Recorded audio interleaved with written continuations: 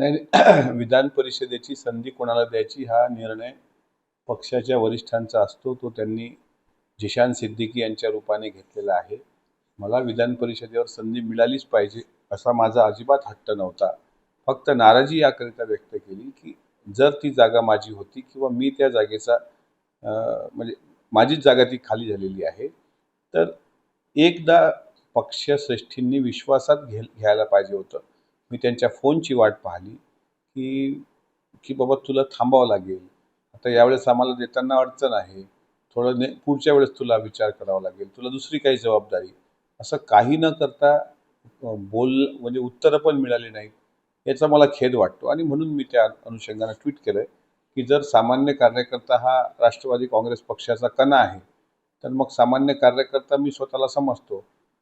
याला विश्वासात का घेतलं गेलं नाही या बाबतीत मी खेद व्यक्त करणारं ट्विट केलंय. दादा, याच्या आधी तुम्हाला जी संधी मिळाली ती कोणामुळे मिळाली? यापूर्वी राज्याचे उपमुख्यमंत्री दिवंगत उपमुख्यमंत्री अजितदादा यांच्यामुळं मला 6 वर्षापूर्वी संधी मिळाली होती. त्यांनीच माझं नाव शेवटपर्यंत लावून धरलं होतं आणि त्यांच्या पुण्याईनंच मी आमदार होतो.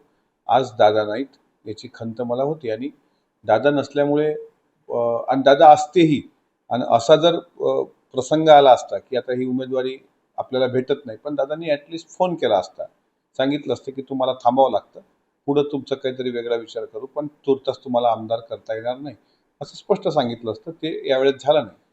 पहिली आमदारकी दादांनी दिलेली आहे आणि दुर्दैवानं शेवटच्या काळामध्ये दादा आमच्यासोबत नाहीत याचा खंत होती. म्हणून मी माझी लढाई सुरू ठेवलेली आणि ती पुढे पण सुरू राहणार आहे. जिशान सिद्दीकींना तुमच्या जागी उमेदवारी मिळाली, काय वाटतं? मी खरं तर जिशान सिद्दीकींना पुढील वाटचालीकरता शुभेच्छा देतो. त्यांच्यावर पक्षाने जबाबदारी टाकलेली आहे. त्यांचं स्टेटमेंट पण मी ऐकलंय की मी गोरगरिबांच्या विरुद्ध आवाज उठवेल सभागृहामध्ये.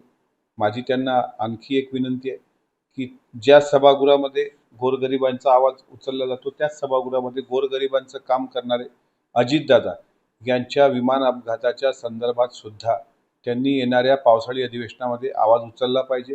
सोबतच 18 महिने झालेत बाबा सिद्दीकींच्या हत्येची सुपारी कोणी दिली हे सुद्धा अजून सत्य बाहेर आलेलं नाही.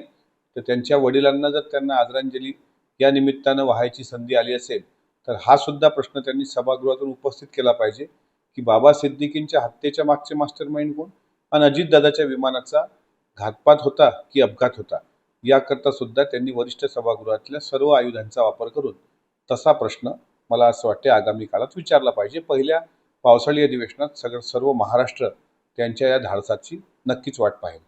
दादा, तुम्ही 6 वर्ष आमदार होते. 6 वर्ष पक्षासाठी तुम्ही किती झटले? हे पक्षाला चांगल्या पद्धतीने माहीत आहे. मला त्याचं विश्लेषण करण्याची अधिक आवश्यकता नाही.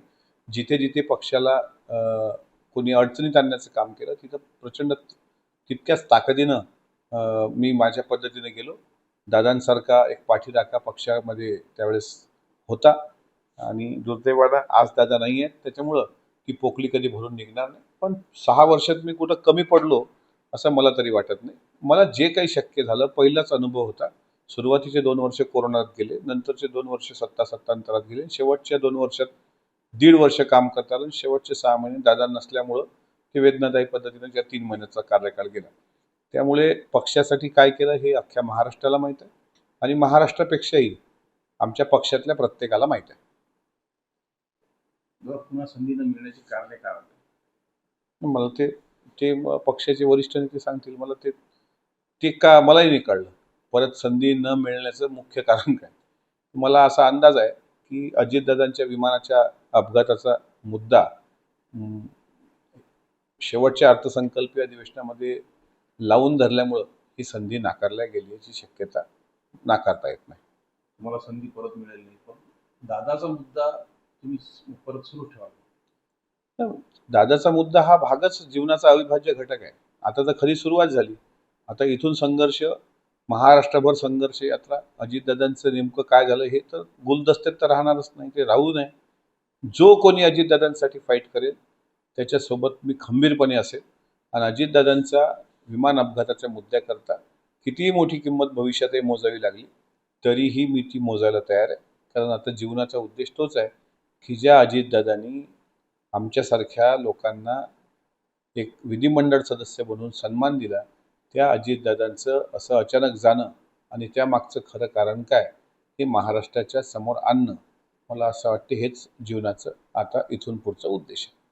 तुम्ही अजितदादांच्या निकटवर्ती आहात, तरी संधी पुन्हा मिळाली नाही. दुसरा पक्ष निवडीचा काही विचार आहे? नाही, आमचा एकच नेता आणि एकच पक्ष, अजितदादा. दुसरा काय, आता सुनेत्रा वहिनींना तर मी त्या संदर्भात भेटणारच आहे की आता पुढं पक्षात काम कसं करायचं, म्हणजे काय कोण्या अधिकारात, तर ज्या वहिनी जबाबदारी देतील त्या पद्धतीनं पुढं काम करू.